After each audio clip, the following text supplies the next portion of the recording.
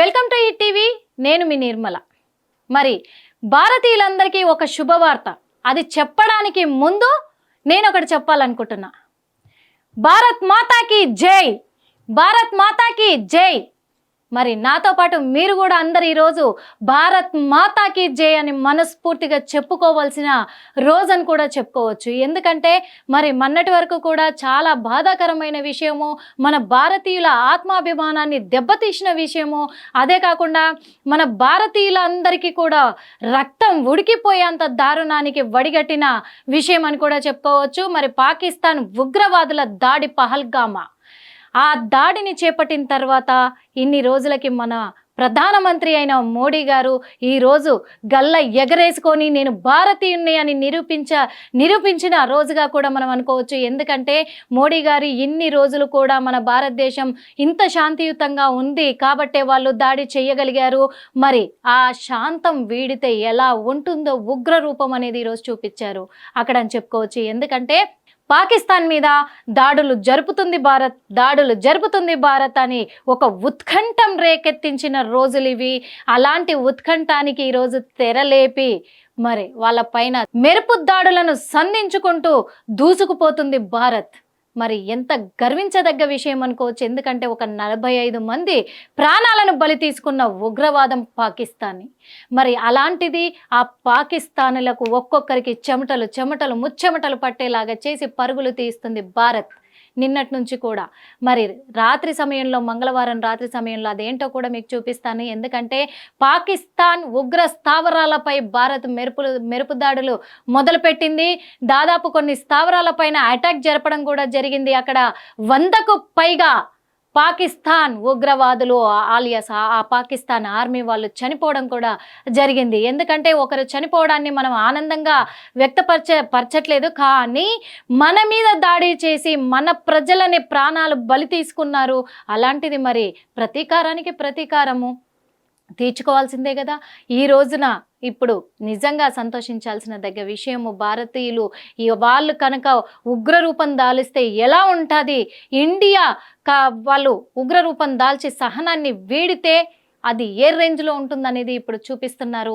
Navy బృందం కావచ్చు, భారతదేశం ఆర్మీ ఎంత గొప్పదో ఇప్పుడు చూపిస్తున్నారు. మరి ఈ భారతదేశంతో పెట్టుకుంటే ఎలా ఉండబోతుందో వాళ్ళకి అర్థమైపోయింది కూడా ఆల్రెడీ పాకిస్తానీ వాళ్ళకి. అందుకు అయినా కానీ తగ్గకుండా ఇంకా పాకిస్తాన్ ప్రధాని మాత్రము వీర లెవెల్లో శబదాలు విసురుతున్నాడు. దానికి వెలుగెక్కువ అని ఏం చెయ్యలేని వాడే మాట్లాడతాడు. అందుకే మన ప్రధాన మంత్రి గారు మాత్రము ఏం చేశాడు, చేసి చూపించాడు. మాటలతో కాదు, మేము చేతలతో చూపిస్తాం అని ఈ రోజున నిజంగా చేతలతో చూపిస్తున్నాడు. కానీ ప్రతి రాష్ట్రం ఇండియాలో ప్రతి ఒక్క రాష్ట్రంలో ఉన్న రాజకీయ నాయకులు కావచ్చు, పౌరులు కావచ్చు, ప్రతి ఒక్క ఇండస్ట్రీ వాళ్ళు కావచ్చు, ప్రతి ఒక్క భారతీయ పౌరుడు ఈరోజు స్పందించి మోడీ గారికి మద్దతు తెలుపుతూ చాలా సంతోషంగా వాట్సాప్లల్లో, ట్విట్టర్లల్లో, ఇన్స్టాగ్రామ్, ఫేస్బుక్ మనకి ఎన్ని సోషల్ మీడియాలు ఉంటే అన్ని సోషల్ మీడియాలో ఎంత గౌరవంగా అక్కడ జరిగిన ఈ దాడులపైన మాత్రం వీడియోలు చాలా వైరల్ చేస్తూ ఉన్నారు ప్రతి ఒక్కరు కూడా. ఇది చాలా సంతోషించదగ్గ విషయమే కదా. అందుకే ఎక్కడ జరిగినాయి అసలు ఏంటి అనేది కూడా మీకు చూపిస్తాను, నేను చదివి వినిపిస్తాను కూడా. ఎందుకంటే పాకిస్తాన్లోని ఉగ్ర స్థావరాలపై భారత్ మెరుపు దాడులు. పహల్గామా ఉగ్రదాడిలో భారత్ పాక్ మధ్య తీవ్ర ఉద్రిక్తత వేళ కీలక పరిమాణం చోటు చేసుకుంది. ఆపరేషన్ సింధూర్ పేరుతో పాకిస్తాన్లోని ఉగ్ర స్థావరాలపై దాడులు చేపట్టింది. ఈ దాడికి మాత్రం మరి అక్కడ పేరు కూడా పెట్టారు మోడీ గారు. ఏంటంటే చూసారు కదా మీరే, వినడానికి కూడా ఎంత బాగుంది. ఆపరేషన్ సింధూర్. ఈ అర్థం తెలిసినోడు, పాకిస్తాన్ నిజంగా అర్థం తెలిసినోడైతే వాడు ఇలాంటి దాడులకు పాల్పడాడు. ఇకనైనా బుద్ధి తెచ్చుకొని తీరుతాడు. ఎందుకంటే ఆపరేషన్ సింధూర్ అంటే ఇక్కడున్న వాళ్ళ అమాయక కుటుంబాలలో చిచ్చు రేపేసి వాళ్ళను పాపం అమాయక కుటుంబాలకు ఎంతో దారుణమైన నష్టాన్ని చేకూర్చిన పాకిస్తాన్ ఏ ఒక్కడు కూడా బ్రతకడానికి వీల్లేదు. అది గుర్తుపెట్టుకోండి. పహల్గామా ఉగ్రదాడితో భారత్ పాక్ల మధ్య తీవ్ర ఉద్రిక్తత పరిస్థితులు చోటు చేసుకుంది. ఇలాంటి సమయంలో మాత్రము మరి ఉగ్రదాడికి భారత్ ప్రతీకార చర్యలు చేపట్టింది. మంగళవారం అర్ధరాత్రి 1:44 ఆపరేషన్ సింధూర్ పేరుతోటి పాకిస్తాన్లోని ఉగ్ర స్థావరాలపై భారత్ సైన్యం మెరుపు దాడులు చేపట్టింది. భారత్ ఆర్మీ ఎయిర్ ఫోర్స్ అలాగే నేవీ బలగాలు సంయుక్తంగా ఈ దాడిని నిర్వహించాయి. మిస్సైళ్లతో లక్షల పైగా విరుచుకుపడ్డాయి. పాక్ ఆక్రమిత కాశ్మీర్తో పాటు పాకిస్తాన్లోని ఉగ్ర మౌలిక సదుపాయాలను ధ్వంసం చేశాయి. భారత్పై సీమాంతర ఉగ్రదాడులకు కుట్ర పన్నినట్లుగా కూడా భావిస్తున్న మొత్తం మీద 9 స్థావరాలపై ఆర్మీ దాడులైతే చేపట్టడం జరిగింది. పూర్తి ఖచ్చితత్వంతో దాడులు చేసినట్లు పేర్కొంది. ఉద్రిక్తత పరిస్థితులకు తావు లేకుండా పాక్ సైనిక సదుపాయాలపై ఎక్కడ దాడులు చేపట్టలే భారత ప్రభుత్వం అని పేర్కొనింది. దేశ వ్యాప్తంగా బుధవారం కేంద్ర ప్రభుత్వం మాక్ డ్రిల్స్ నిర్వహించనున్న ఈ వేళ ఈ దాడులు చేయడంతో సర్వత్రం ఉత్కంఠ నెలకొంది. మరి ఈ మాక్ డ్రిల్స్ అంటే కూడా చాలా మందికి తెలియక సతమతమవుతున్నారు. మాక్ డ్రిల్స్ ఈ రోజున ఈ అన్ని రాష్ట్రాల్లో కూడా, భారతదేశంలో ఉన్న అన్ని రాష్ట్రాల్లో కూడా ఈ రోజు నిర్వహిస్తూ ఉన్నారు. ఈ మాక్ డ్రిల్స్ అనేది అంటే మనము ఇప్పుడు మనకు శత్రువులు ఏ దేశాలు అయితే ఉన్నాయో ఆ దేశాలతోటి మనము ఎలా పోరాడాలి, ఏ విధంగా అవగాహన అంటే ఏ విధంగా వాళ్ళని ఎదుర్కోవాలి అనే విషయాలపై అవగాహన కల్పించడానికి ఈరోజు మాక్ డ్రిల్స్ అనే కార్యక్రమాన్ని మాత్రము నిర్వహించడం జరుగుతుంది. ఇలాంటి టైంలో ఇప్పుడు మన భారతదేశము పాకిస్తాన్ పైన దాడులకు నిర్వహించడం అనేది చాలా ఉద్రిక్తమైన ఉత్కంఠంగా నెలకొంది కూడా. ఆపరేషన్ సింధూర్ పై పలువురు కేంద్ర మంత్రులు, ప్రముఖులు సోషల్ మీడియా వేదికగా స్పందిస్తున్నారు. ఆపరేషన్ సింధూర్ అనంతరం భారత్ మాతాకి జై అనే పేరుతో పలువురు కేంద్ర మంత్రులు, ప్రముఖ సోషల్ మీడియాలో పోస్టులు చేస్తున్నారు. పహల్గామా దాడికి బాధ్యులను జవాబుదారీగా ఉంచేందుకు కట్టుబడి ఉంటామని భారత్ వెల్లడించింది. దాడులకు సంబంధించి పూర్తి వివరాలు త్వరలోనే వెల్లడిస్తామని రక్షణ శాఖ కూడా స్పందించింది. మరి ఇవిలా ఉంటే ఇంకొకటి, మరి దీనికి సంబంధించి కూడా ఇంకా భారత సైన్యం ఇంకా పూర్తి వివరాలు అయితే అంటే ఎంతమంది చనిపోయారు ఏంటి అనేది పూర్తి వివరాలు ఇంకా తెలియరాలేదు. కానీ దాదాపు 100కు పైగా అక్కడ పాకిస్తాన్ ఉగ్రవాదులు చనిపోయినట్టుగా మాత్రము తెలియజేస్తుంది. మరోవైపు భారత్లో శ్రీనగర్, జమ్మూ, అమృత్సర్, ధర్మశాల విమానాశ్రయాలను కూడా భారత్ మూసివేసినట్లయితే సమాచారం ఉంది. మరి ఈ దాడుల పైన పాకిస్తాన్ ప్రధాని మరి తను స్పందించినట్టుగా తెలుస్తుంది. పాకిస్తాన్ ప్రధాని మాత్రము ఆయన పేరు DGISPR lieutenant general Ahmed Sharif Chaudhry స్పందించారు. పాక్లోని కొట్లీ, ముర్కిడే, బహవల్పూర్, ముజాఫరాబాద్ అలాగే ఈ ప్రాంతాల్లో దాడులు జరిగినట్లు తెలిపారు. ఈ దాడుల్లో కూడా వాళ్ళు ముగ్గురు చనిపోయారు, 12 మంది గాయాలు అయ్యాయని చెప్పుకుంటున్నారు. కానీ అక్కడ 100 మందికి పైగా కూడా చనిపోయినట్టు తెలుస్తుంది.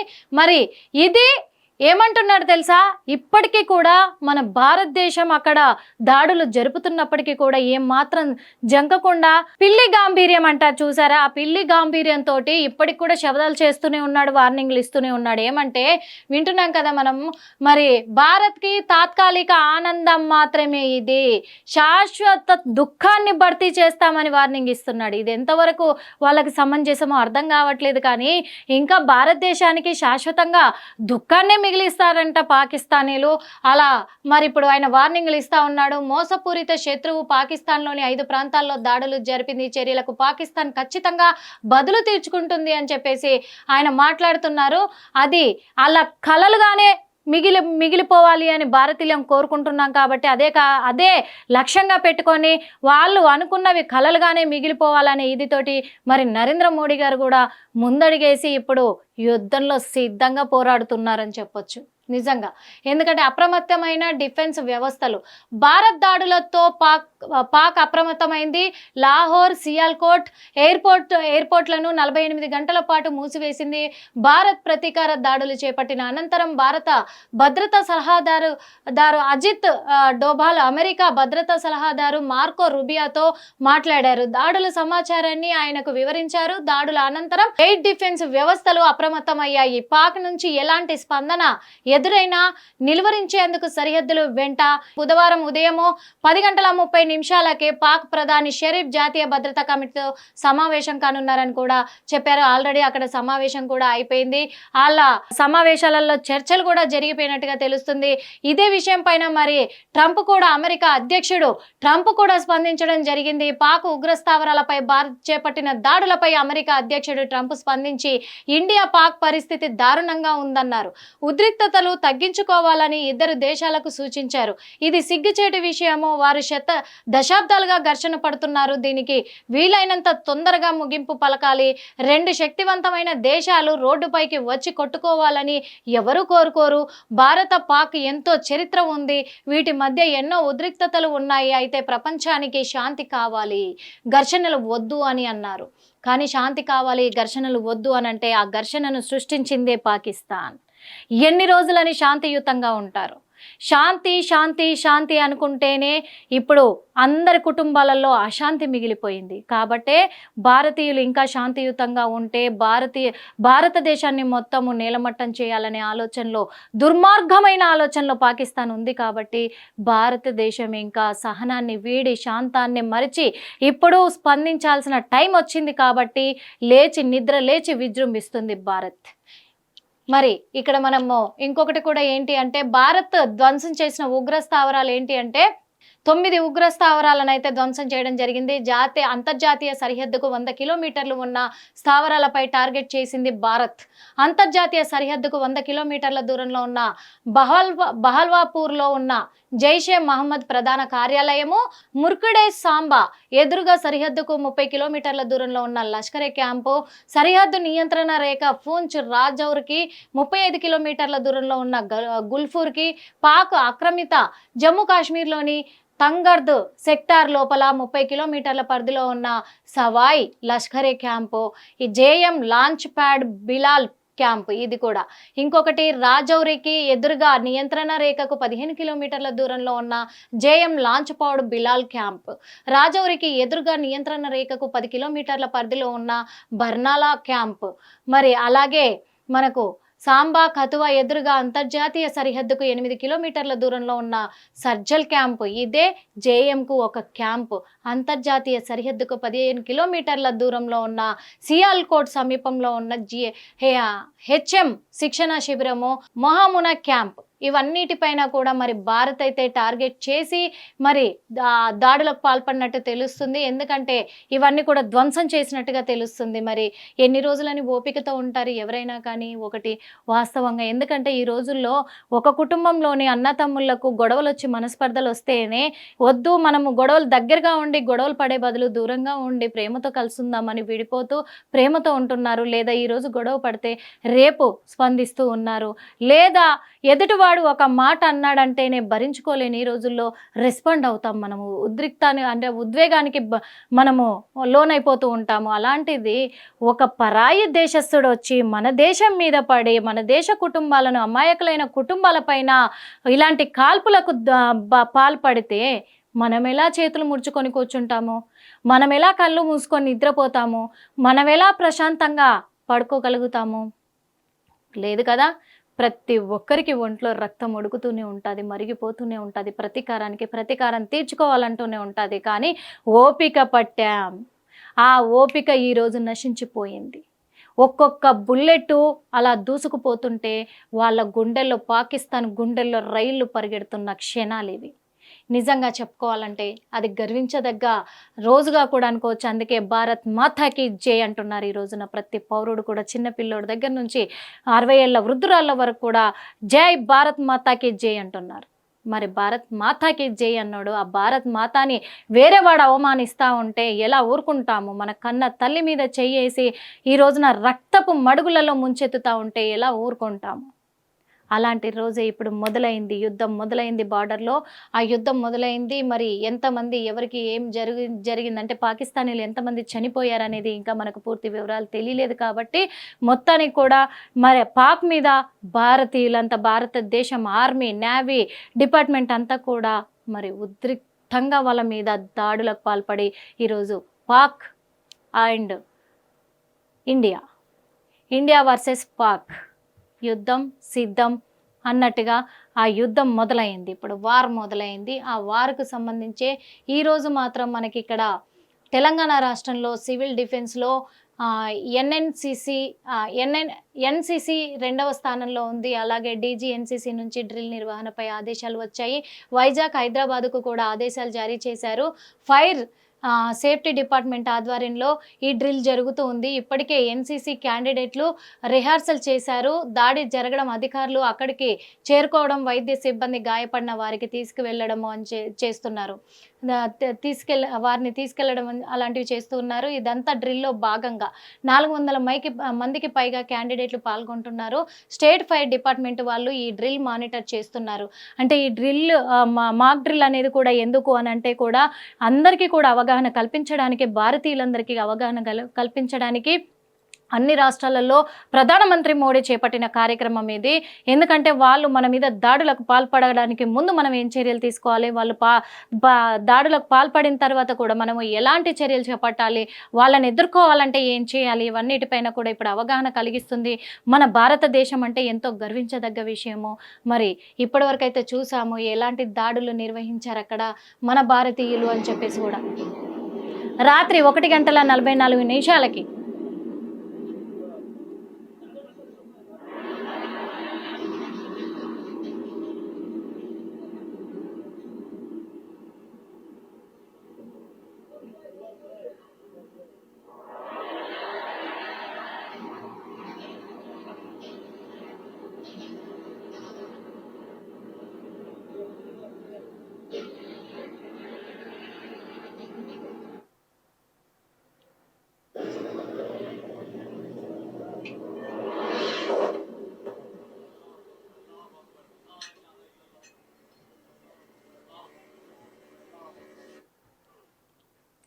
దాడులు జరుగుతుంటే భయంతో అల్లాహు అక్బర్ అనుకుంటా పరుగులు తీసి ఇలాంటి పిరికి పందలు మన ఇండియా మీద దాడులు చేస్తున్నారు. మరి అలాంటి వాళ్లకు పులిలాగా గర్జించే ఇండియా ఎలా స్పందిస్తుందో ఇప్పుడు చూపెడుతుంది కదా. ఏది ఏమైనప్పటికీ కూడా మనము ఈ దాడులపై అంటే పాకిస్తాన్ పైన ఇండియా చేస్తున్న దాడులకి అంటే యుద్ధాన్ని ప్రకటించిన తర్వాత యుద్ధానికి సిద్ధమై ఎంతోమంది జవాన్లు ఇక్కడ నుంచి ప్రతి రాష్ట్రం నుంచి కదిలి వెళ్ళి బార్డర్లో వాళ్ళు మన కోసం ఫైట్ చేస్తున్నారు. ఈరోజు నావీ బృందాలు ఇప్పుడు మన కోసం అక్కడ ఫైట్ చేస్తున్నారు. కాబట్టి అక్కడ వాళ్ళు విజయాన్ని సాధించి క్షేమంగా సురక్షితంగా మళ్ళీ మన దగ్గరికి చేరుకోవాలని ప్రతి ఒక్క భారతీయుడు కూడా వాళ్ళకు సహకరించాలని కోరుకుంటున్నాము. అంతేకాదు వాళ్ళు అక్కడ పోరాడుతూ ఉంటే ఇక్కడ రాష్ట్రాలలో మనం ఎలా పోరాడాలి, ఇక్కడున్న పాకిస్తానీలకు ఎలా బుద్ధి చెప్పి ఇక్కడ నుంచి పంపించాలి అనే విషయంలో మనం పోరాడాలి. ఎందుకంటే ప్రతి ఒక్కరికి దేశం కావాలి, ప్రతి ఒక్క పౌరుడు ఈ దేశంలో బ్రతకాలి. కాబట్టి ప్రతి ఒక్కరికి బాధ్యత ఉంది, మన దేశాన్ని రక్షించుకునే బాధ్యత ఉంది. కాబట్టి ఈరోజు ప్రధానమంత్రి మోడీ తలపెట్టిన ఈ కార్యక్రమానికి ప్రతి ఒక్క నాయకుడు స్పందిస్తున్నారు. ఎందుకంటే ఇది పార్టీలకు అతీతమైంది కాబట్టి, పార్టీలకు సంబంధించింది కాదు, ప్రతిపక్షాలకు సంబంధించింది కాదు, రాజకీయ నాయకులకు సంబంధించింది కాదు, చిత్ర పరిశ్రమ వాళ్ళకి అందరూ ఏకమవ్వాల్సిన రోజు ఇది. ప్రతి పౌరుడు ఏకమవ్వాల్సిన రోజు. కాబట్టి ఈ రోజున అన్ని పార్టీలు కలిసి కూడా ప్రతి ఒక్క పౌరుడు కూడా కలిసి మోడీ గారికి అండగా నిలబడుతున్నారు అనడానికి ఎలాంటి సంకోచం లేదు. అందుకే ఈ రోజు నుంచి కూడా మరి నిన్న నుంచి మొదలుకుంటే యుద్ధం మొదలైంది. కాబట్టి పాకిస్తాన్ ఎక్కడ కూడా నలుమూలలో కూడా చెప్పుకోవడానికి కూడా మిగలకుండా చేయాలని లక్ష్యంతో మోడీ గారు ముందడిగేశారు. అదే అడుగులో మనం కూడా అడిగేద్దాము. ఈరోజు ముందుకు సాగుదాము. పాకిస్తాన్కి భారతీయులంటే ఏంటో చూపించే రోజు కాబట్టి, గౌరవంగా గల్లె ఎగరేసుకొని చెప్పుకునే రోజు కాబట్టి, అందుకే అందరం కూడా కోరుకుందాం. ఎందుకంటే వాళ్లకు మాటకు మాట, చేతకు చేత, అందుకే ప్రతీకారానికి ప్రతీకారం. ఈ రోజున మన భారతే గెలుస్తుందని ఎంతో గర్వంగా చెప్పుకుందాము. అదే జరగాలని కూడా కోరుకుందాము. భారత్ మాతాకి జై. హిట్ టీవీ యాప్, ఇందులో short news, live news, entertainment shows, movies, digital magazines తో పాటు మీ జిల్లా వార్తలను కూడా ఫ్రీగా చూడొచ్చు.